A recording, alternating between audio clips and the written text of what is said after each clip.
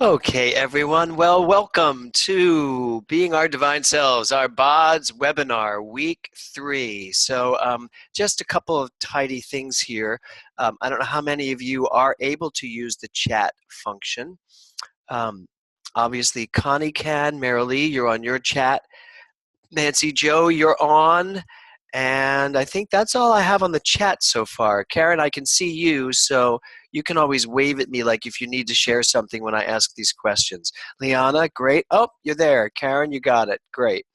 You're welcome back to senior citizen life.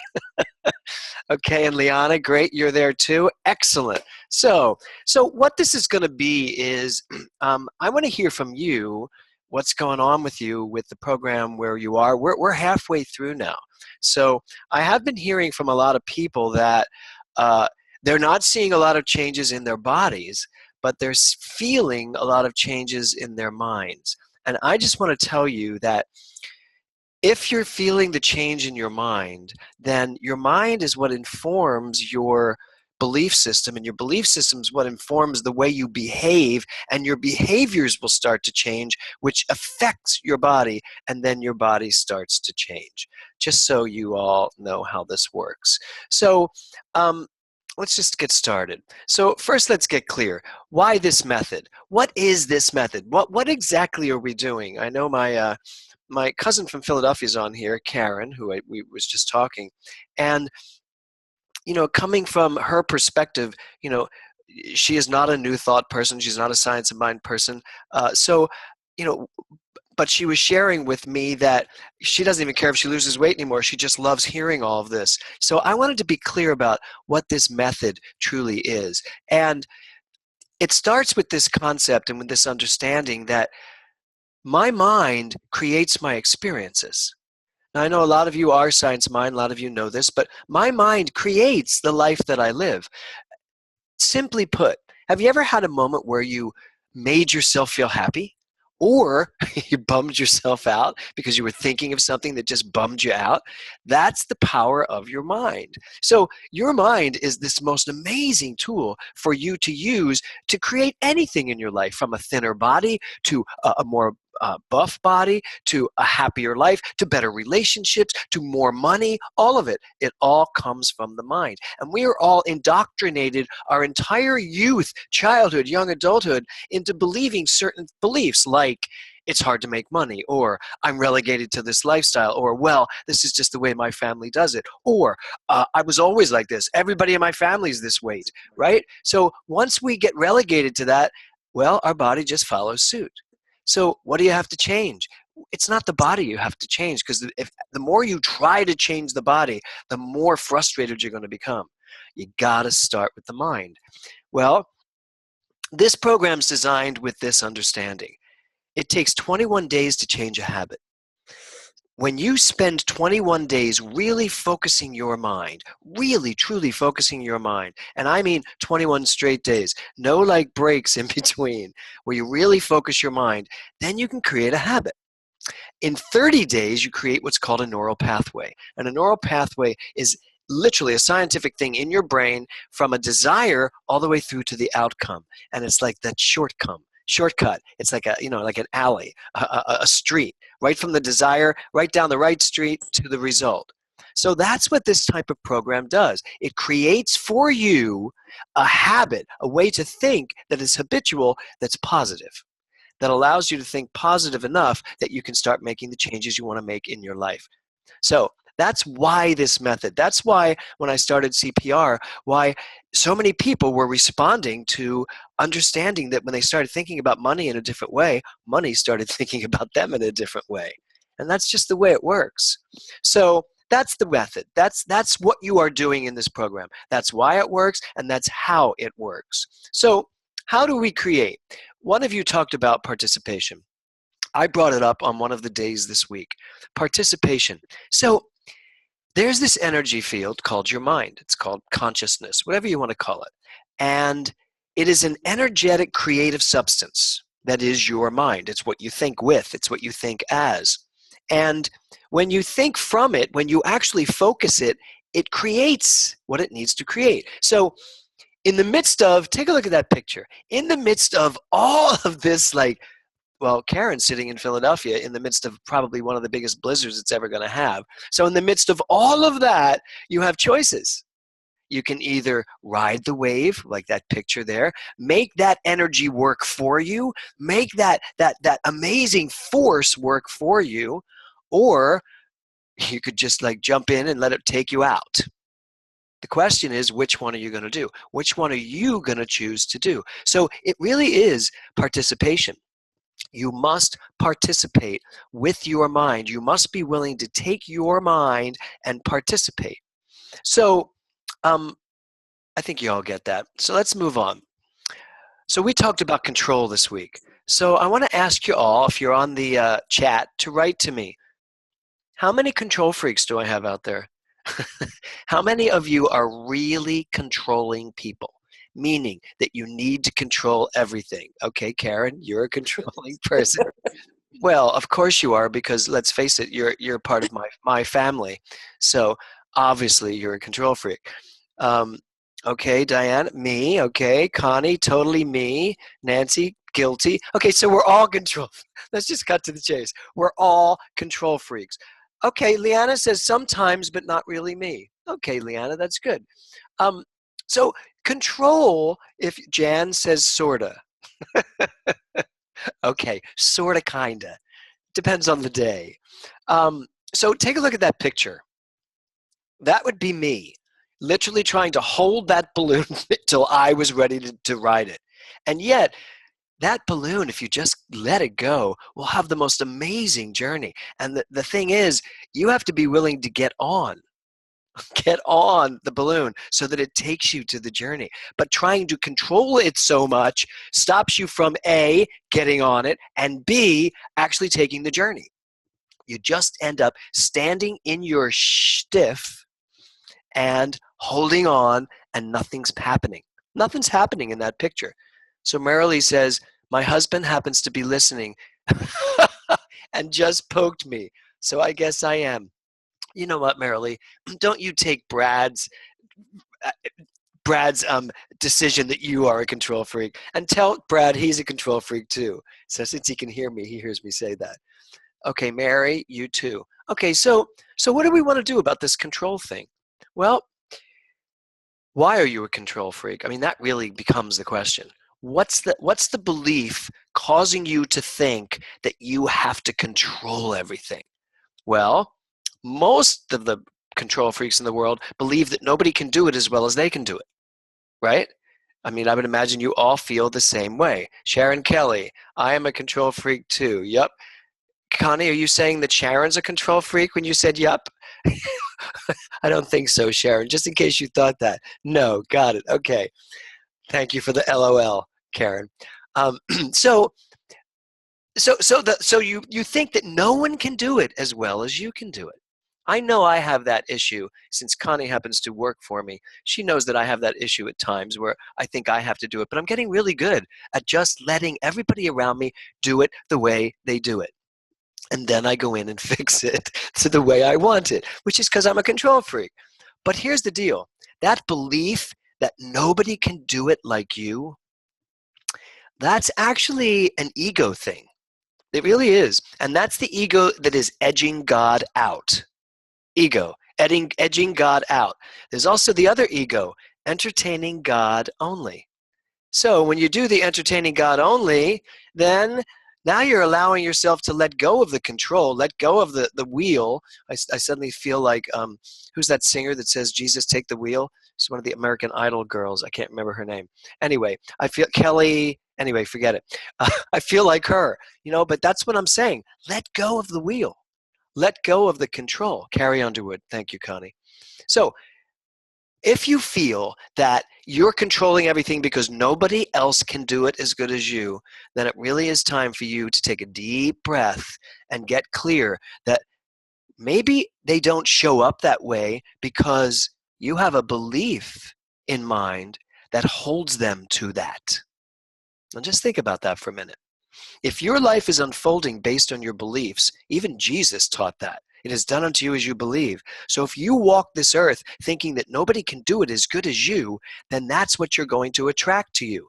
And then you just end up constantly bringing people into your life who don't do anything very well. So you're always having to step in and do it. So what if we were to adjust our beliefs instead of trying to adjust everybody else around us? And just understand, I attract everything to me that is of the highest and best quality. And I don't have to take control of everything because there is that in me that can allow it to just unfold perfectly, which it will. Nancy said, I like being in control so other people won't try to control me. Okay, well, that's a good point. Well, you know what? Then you just got to get to that belief that thinks that people can control you. I got to tell you, no one can control me. Just talk to my husband. No one can control me. I am uncontrollable because I don't let people into my mind. You take control of your mind only. And if you don't allow everybody into your mind, then they can't control you. Remember, you can't change anything anybody else does, but you can change your response to them. You're only responsible for how you relate to these people, how you decide to experience whatever's going on. So there's control. Anybody have anything more they want to ask about control or any other thoughts about this? Are we all willing to, and just give me a little yes, heads up, are we all willing to really, in this next 3 weeks, are we willing to do our best to just let go of this controlling stuff, to let go of fighting this stuff? So I'm looking for your yeses. Yeppers, Nancy Joe, okay. So Nancy, yes. Marilee, yes, but it's scary. I know, it is. Betsy Jens, yes. Great, great. Connie, yes, I'm tired. It's a lot of work. It is, isn't it? Sharon, yes. So hard, but I'm going to try. Okay, Kat, I trust you. I will check in with you and make sure. Okay, I'll ask everybody around you. Nancy Joe, it's scary indeed. Jan, yes, I get it. I totally get it. And so am I. You know, here's the thing. My show opens in 2 weeks. I am trying to let go of controlling the lights, the sound, the costumes, everything, because no one's going to do it as well as I would do it. But you know what? I have to be on stage. So boy, this is a great lesson in letting go because I have to just trust everybody's putting everything around me that looks terrific because I can't see anything other than what I'm seeing from my perspective. And that's you too, really. Okay, so let's move on to this other one. So, holding it all up. How much faith do you have? We haven't really had a chance to talk about faith much because, that's what we're going into this whole weekend with. So, how much faith do you have? On a scale of 1 to 10, give me your numbers here. On a scale of 1 to 10, how much faith do you have that you can, Marilee has an 8, but here's the question. How much faith do you have on a scale of 1 to 10 that you can accomplish whatever you decide to accomplish? Okay, on a scale of 1 to 10, Karen, 10. Good for you. Diana, 10. Excellent. Liana, 9. Connie, 7. Sharon Kelly, 10. Okay? Nancy Joe, I began a week at 4, now I'm a 9.9. Mary, on good days a 10, on a bad days, well, okay, sometimes a 10, sometimes a 5. You know what? I can see that because it might depend on what it is you're looking at. Oh, I can accomplish this. This is a 10. This one, not so much, a 5. But that's not what I'm asking. I'm actually saying, how much faith do you have that what you put your word to, as we said this week, what you say yes to, that's a done deal. And you don't leave room for the friggin' maybes. Well, maybe this will work. Let's see. I got to tell you, anytime you hear yourself, well, maybe this will work, it's not going to work. As soon as you hear yourself going into an argument with yourself saying, well, I don't know, it could work, maybe it won't. Let me just see what happens. You can't just see what happens because you're not an observer in the game. You are the player. So you've got to decide and make a decision. Mary, 10 in the morning, 2 by the evening. Really? That's funny. 10 in the morning, 2 by the evening. What are you doing all day, Mary?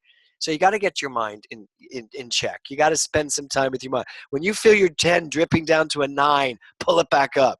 Don't let it drop to a 2. You get worn down. I get it. So Jan says if I put it that way, I'm a 10. Okay, great. So faith is a big deal. And this weekend, I've asked you to really spend the weekend asking yourselves, okay, how much faith do I have here? How much faith do I really, really have here? How much belief do I really have going on here? And just find out. Find out for yourself. I mean, that's really the way to do it. Okay, so that's faith. Um, as far as the answers you all just gave me, knowledge is power. Self-knowledge is self-power. If you're a 5, that's still powerful to know it because now you can do something about it. And if you're a 10, then guess what? You had better be demonstrating what you want to demonstrate. If you know you're a 10, then you'd better be doing what you say you're doing and experiencing what you say you want to experience.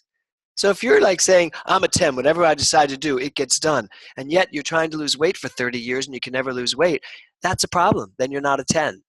You're not really a 10. Or what you're saying, really saying to yourself is, I'm going to lose weight, maybe, sort of, I don't know, could maybe happen someday. That's not exactly the most affirming statement in the world. And yet I think that's what's going on for a lot of people. So here's the thing. Self-knowledge is self-power. Be the powerful person that knows who you are, knows where you are, and if you don't like it, change it. That's the power you have. You can change your mind. Okay, moving on. So week 3, I don't know, I hope maybe one of you put this on the blog, but I loved it. True joy comes not from getting what we want, but by being who we want to be. Think about that for a moment.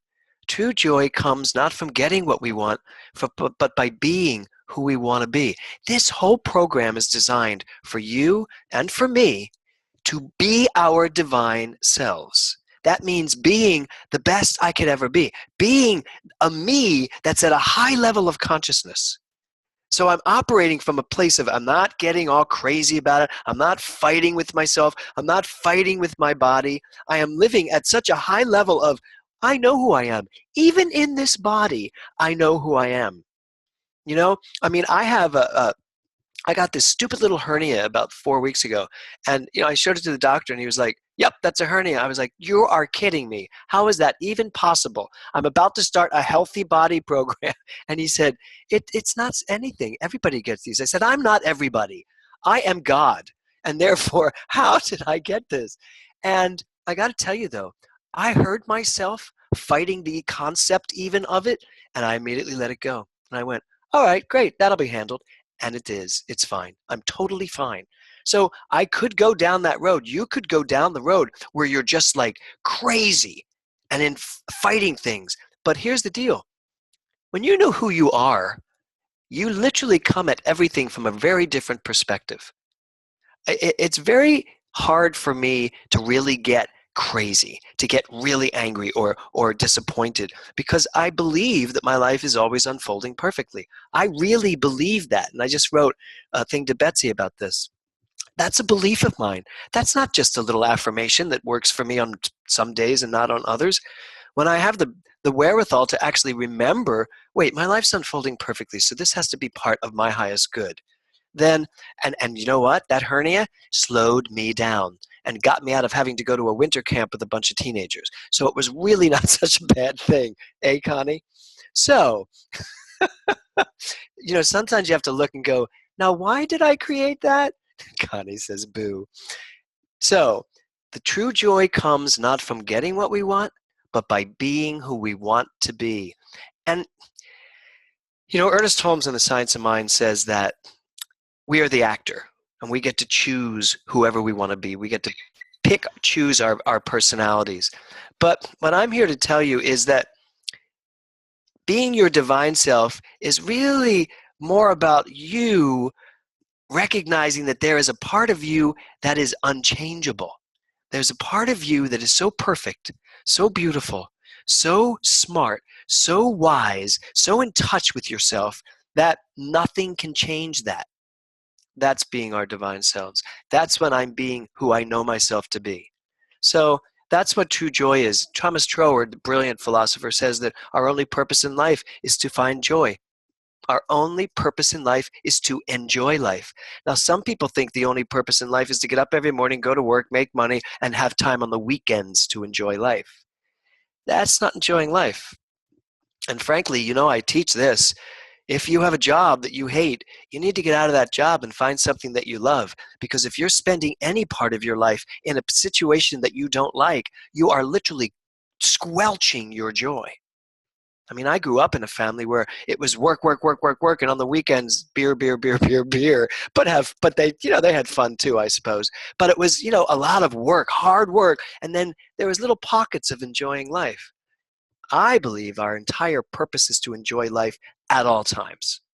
And if you don't think that's possible, then that's just a belief you got to take a look at too.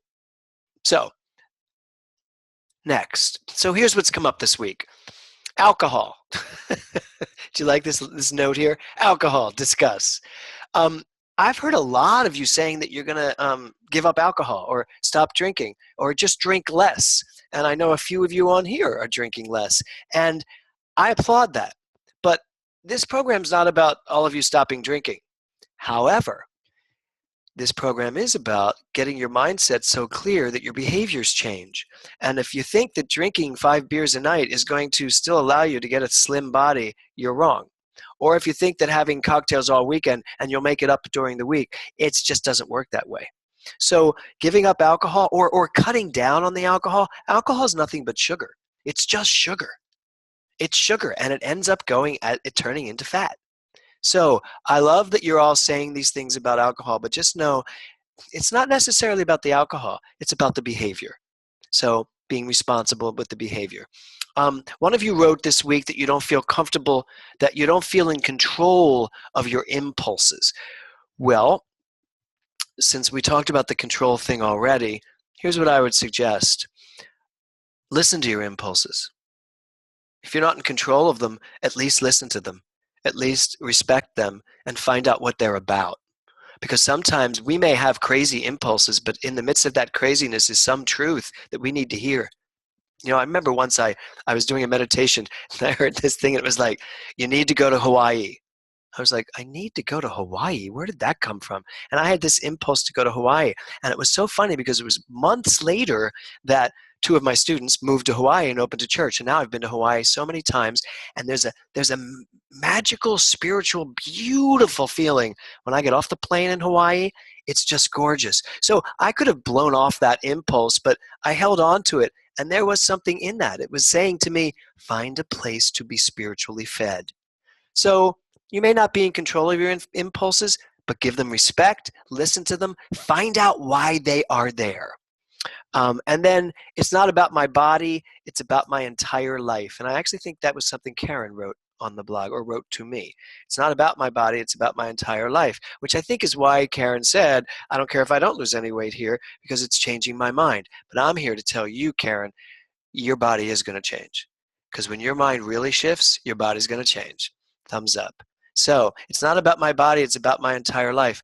This program, while it is designed as a program for your body, it can handle any aspect of your life that you decide to use this teaching to apply it to. So there you go. I've spent more of my life making excuses than not, and I have had enough. And that was Barbara that wrote that on the blog. I know she's at work today. She'll hear this later. I've spent more of my life making excuses than not, and I've had enough. And what I love is that she wrote that, and then after, I think she said 20 years, she went and took a tap dancing class.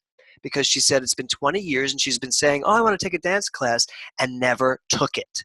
And this time she said, done with the making excuses. That's how this works. So she said, I'm done, no more excuses, and then went out and took a tap dancing class, which you don't have to take a tap dancing class, but maybe it's Zumba, or Karen, maybe it's pole dancing, or something fun, whatever. Okay, I've been suffering from a life full of maybes. Yeah, let's get maybe off of our plate. Let's stop living with any maybes. Oh, maybe I'll do this. Maybe this will work. Let me try this. Maybe. No, you got to decide at the top of it that it's going to work. You can't wait to see if it works. Like I said before, you're not a participant. You are the player. I mean, you're not an observer. You're the participant. So next one. Sometimes I'm saying yes to thoughts that are not in my best interest. That was when I asked the question about what are you saying yes to? I know we focus mostly on the positive here, but it's just as easy to say yes to, say a big fat yes to, I'm going to always be stuck in this body. That's a yes. The universe hears that and says, all right, and so it is, poof, now you can stay there for the rest of your life. Or, I'm never going to get this. That's a yes. Or, no, I don't want this. That's a yes, believe it or not. Fighting, struggling is a yes. It's an expansion of the energy. So really pay attention to see, what are you saying yes to that maybe you don't want to be saying yes to. It's not just about the positive stuff. Where are you saying yes where you don't want to be saying yes? Okay? Beliefs. So where do they come from? This is a great quote. Doubt, fear, and all negativity are all man-made. I do not believe they are of God. So one of you wrote this on the blog, and I wanted to sort of end the evening with this. So I can't believe this time has gone by so fast. So see that picture there? You see all these arrows zooming out, but then the arrow that keeps coming back around, it's all arrows because it's all energy. Energy is consistently moving in and out and around, and that's all. I'm using energy right now to think. It's back of everything I do. So I got to tell you that this quote is not correct for me because God is energy. There's no big guy in the sky sitting up there telling us what's going to happen. There's nobody judging me.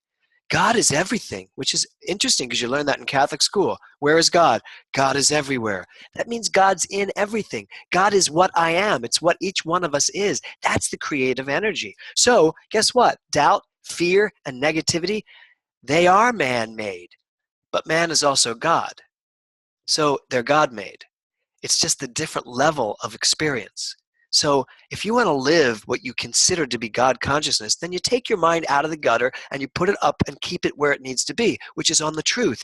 That I don't need to doubt because I have the answers. I don't need to be afraid because I have the power of my mind. And I don't need any negativity because I am the positive effect in my own life.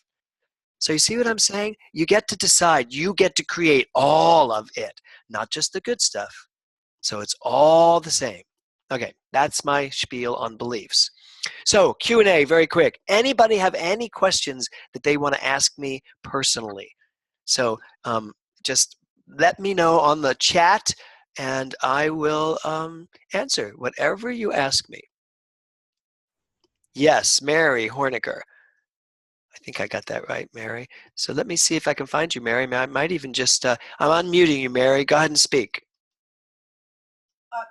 I really like your, I have a feedback thing.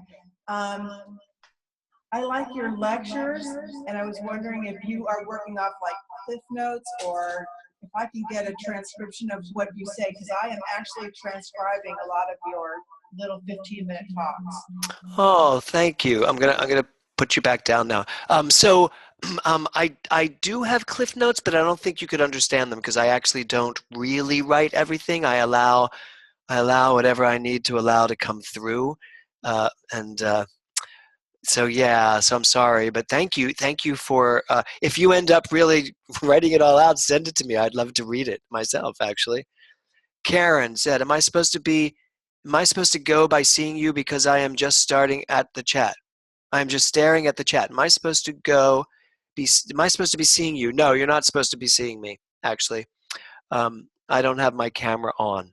Lena, any chance you could repeat the ego thing at the beginning? I managed to write the first one, but not the second one. Sure. The first one was edging God out when you're using ego not in such a healthy way.